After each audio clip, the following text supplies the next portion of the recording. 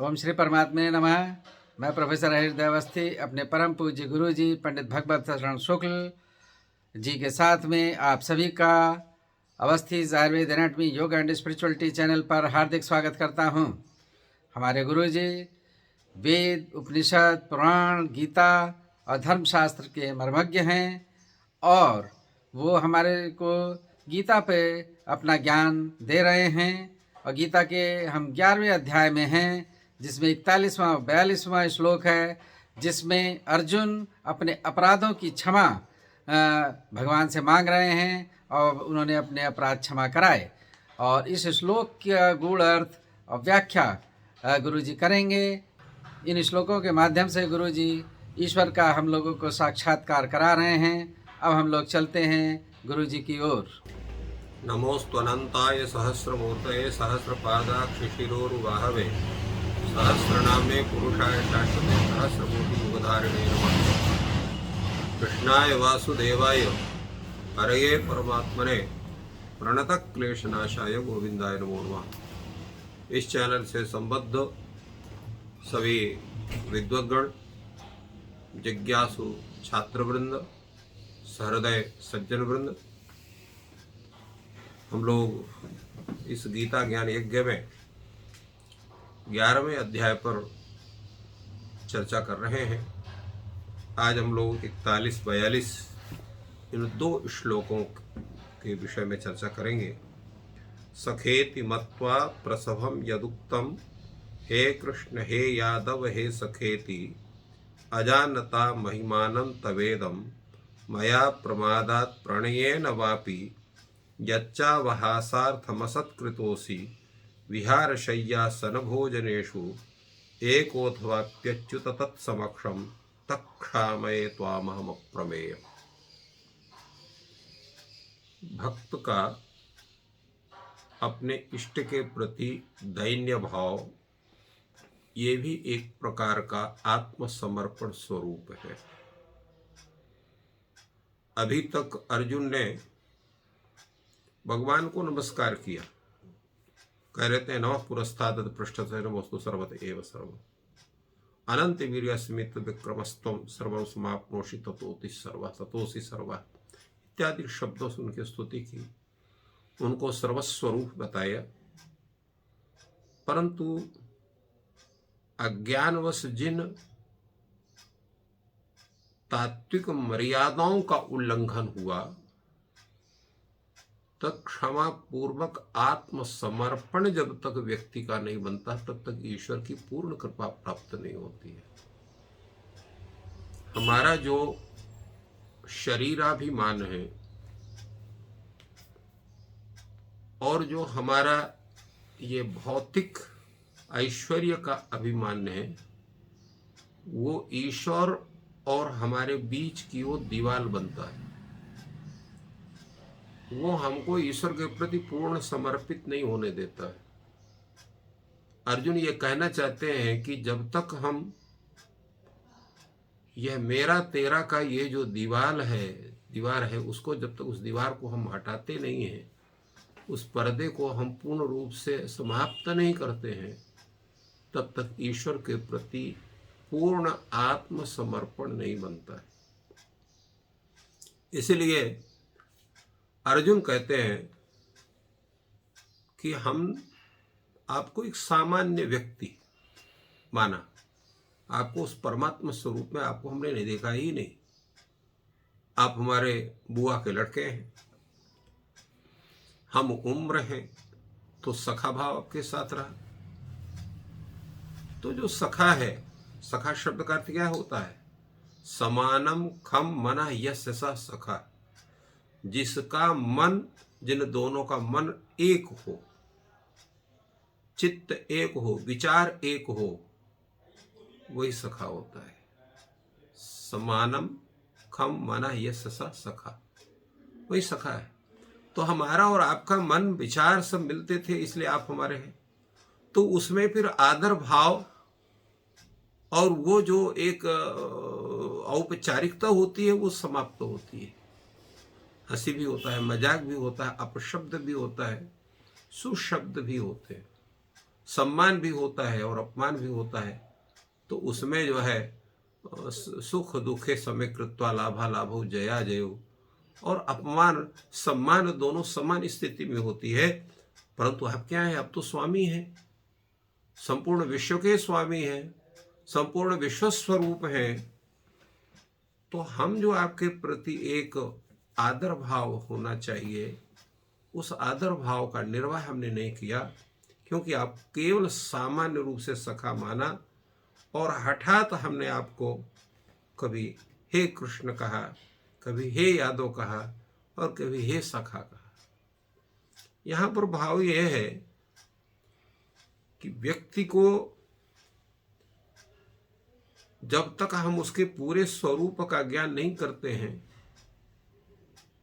तब तक उसके अनुरूप हम आदर का भाव भी उसके प्रति समर्पित नहीं कर पाते हैं। अर्जुन यहां कहना चाहते हैं कि आपको हम ईश्वर के रूप में समझा ही नहीं, आपको केवल एक सामान्य जो जैसे सखा होते हैं, मित्र होते हैं, अत्यंत प्रिय सखा के रूप में हमने आपको जाना। तो इस रूप में आपको आपका पूरा नाम लेकर के हे प्रभु हमने नहीं कहा, हे कृष्ण कहा, हे नारायण नहीं कहा, हे यादव कहा, हे सखा कहा। तो क्यों कहा ऐसा हमने? तो तव महिमानम अजानता, आपकी इस महिमा को हमने समझा ही नहीं है। क्यों कहा? प्रमादात, प्रमाद से, अथवा आपके प्रति इतना स्नेह था। क्योंकि जब अति स्नेह होता है तो सामान्य जो मर्यादाओं का जो स्वरूप होता है उसका उल्लंघन स्वतः हो जाता है।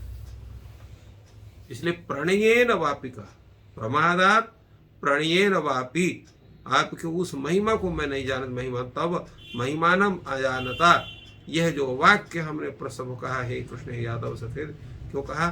तो आप प्रमादात कहा। प्रमाद का मतलब क्या होता है? प्रमाद का मतलब होता है नियम को जानते हुए भी उनके न पालन करने की स्थिति को होना ही प्रमाद होता है। इसलिए वो प्रमाद हुआ। और प्रणय का मतलब क्या होता है? अतिशय स्नेह में फिर जो है आपस में जो है वो पूज्य पूजक भाव समाप्त हो जाता है। इसलिए प्रणय शब्द का प्रयोग किया। तो प्रणयेन वापि यच्चावहासार्थम असत्कृतोषि, और जो आप जो है मेरे साथ रहे, तो मेरे साथ रहने से मेरे साथ सब संपूर्ण क्रिया की हुई। कौन कौन सी क्रिया? विहार शय्यासन भोजनेषु, एकत्र ही। विहार का तात्पर्य है कि अनेक प्रकार के भ्रमण आदि कार्य है, सोना है, आसन है, भोजन है, वो हम लोगों ने साथ साथ किया। तो एकोथवा अपि अच्युत तत्समक्षम, तो ऐसी जो प्रक्रियाएं हैं उसको हमने अनेक बार उस प्रक्रिया को किया। और इसका मतलब क्या है कि यच्चावह असार्थम असत्कृतेषु, असत्कृता, कहाँ आपका असत्कार हुआ है? तो विहार है, शय्या है, आसन और भोजन के विषय में। तो ये जो स्थिति है ये बनी, और उस जो स्थिति बनने से हम क्या कर सकते हैं आपके लिए? तो तत्समक्षम तत्क्षामये, हम आपसे क्षमा प्रार्थना करते हैं, आपसे क्षमा चाहते हैं। क्योंकि आप क्या है? अप्रमेय है, और हम जो है आपको अप्रमेय के रूप में समझते हैं। इस पंक्ति में, इस श्लोक में अनेक संबोधन शब्दों का उल्लेख हुआ है। जहां हे कृष्ण, हे यादव, हे सखा है, वहीं पर अच्युत पद का भी कथन है। इनका सबका तात्पर्य क्या होता है? भगवान को अच्युत क्यों कहा जाता है? अच्युत का तात्पर्य होता है जो अपने महत्व और स्वरूप से जिसका कभी पतन ना होता वो अच्युत है। अर्थात सर्वदा एक स्वरूप में जो स्थित होता है वो परमात्मा तत्व अच्युत कहा जाता है। यहाँ भगवान को अच्युत नाम से संबोधन करके अर्जुन यह दिखलाना चाहते हैं कि भले ही हम आपके प्रभाव को न जानते हुए आपसे हमने जो भी बर्ताव किया, सामान्य दृश्य देखा जाए वो तो आपका अपमान है, क्योंकि आप तो संपूर्ण विश्व के स्वामी हैं। परंतु वो जो आप में हमारा जो ये अपराध है, तो उस अपराध को आप क्षमा कर सकते हैं, क्योंकि आप में मान और अपमान के विषय में कहीं भी किसी भी प्रकार का आपके चित्त में कोई भाव नहीं होता है। आप उसी परम भाव में सर्वदा स्थित रहते हैं। इसलिए अच्युत शब्द का यहाँ पर प्रयोग किया। इसी तरह से यहाँ पर अवहासार्थम, अवहासार्थ का मतलब क्या होता है कि प्रेम, प्रमाद और विनोद, इन तीनों कारणों से मनुष्य व्यवहार में किसी का मान और अपमान का ख्याल नहीं रख सकता है। अतिशय प्रेम हो या तो प्रमाद हो या तो विनोद हो। तो प्रमाद में भी भूल होती है, प्रेम में नियम का अभाव होता है, और विनोद में वाणी की यथार्थता का सुरक्षित रखना कठिन हो जाता है। इसलिए सामान्य पुरुष के अपमान में ये तीनों कारण मिलकर के हेतु बनते हैं और पृथक पृथक भी बनते हैं। तो इसमें प्रेम और प्रमाद, इन कारणों से, जो कारणों के विषय में पिछले में अर्जुन कहा कि यह अवसार्थ शब्द, ये तीनों कारणों का अवहासार्थ, माने हंसी मजाक को लक्ष्य करके अवहासार्थ का प्रयोग हुआ। और यहाँ भगवान का जो है स्थिति, इसका उल्लेख श्रीमद् भागवत में भी प्राप्त होता है। शय्यासनाटन विकथन भोजनादैश्वैक्यात् वयस्य ऋतवानित विप्रलब्धः सख्युस्सखेव पितृवत्तनयस्य सर्वं सेहे महान महितया कुमते रघम में। अर्जुन जब भगवान से प्रार्थना करता है कि प्रभु, लगभग इसी श्लोक का भाव है कि शैया में, सोने में, आसन में, विकथन में अर्थात हंसी मजाक करने में, भोजन में, इसमें पूरा समानता हमारी आपकी रही, क्योंकि आप हमारे मित्र हैं। किंतु आप क्या हैं? सत्य स्वरूप हैं। तो सत्य स्वरूप से होने के कारण आपसे, आपके द्वारा, आप जो है, आप हमसे, आपका अपमान हुआ। परंतु सखा का सखा के साथ विचार होते हुए भी आपके जो वचन वो पितृवत वचन थे।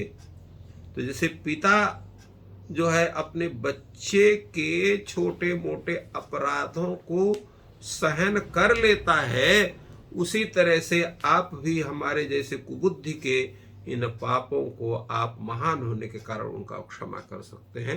तो इस तरह से प्रार्थना अर्जुन ने वहाँ पर भी की है। जब अर्जुन भगवान श्री कृष्ण की स्तुति करते हैं, वही भाव यहाँ पर भी है। यच्चावहा सार्थम असत्कृतेषु विहार शय्यासन भोजनेषु एकोऽथवाप्य तत्समक्षम तक्षामय त्वामहम अप्रमेय। तो इस तरह से अर्जुन का जो है एक निश्चल भाव यहाँ पर उपस्थित होता है। और अर्जुन जो है वो भगवान की स्तुति करते हुए इन वचनों को कहता है।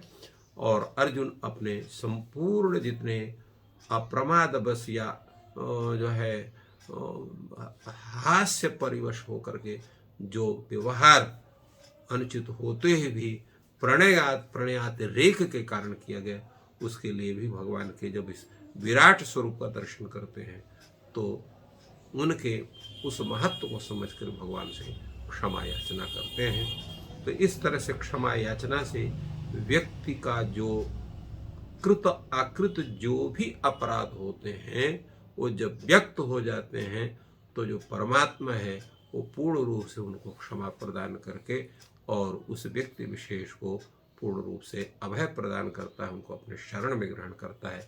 यही भाव अर्जुन का इन श्लोकों के द्वारा व्यक्त हो रहा है। इस प्रकार गुरु जी ने अर्जुन ने जो भगवान से प्रार्थना की अपने अपराधों को क्षमा करने के लिए, उनके माध्यम से हम लोग को ज्ञान दिया। गुरु जी ने ईश्वर का साक्षात्कार कराया। ईश्वर सभी अपराधों को क्षमा कर देते हैं और स्वच्छ हृदय से प्रार्थना करनी चाहिए, जैसे कि अर्जुन ने की और भगवान ने क्षमा किया। तो इस प्रकार गुरु जी हम लोग को निरंतर ज्ञान दे रहे हैं, जिससे कि हम लोग का अध्यात्म ज्ञान बढ़ रहा है और ईश्वर की प्राप्ति की ओर हम लोग बढ़ रहे हैं।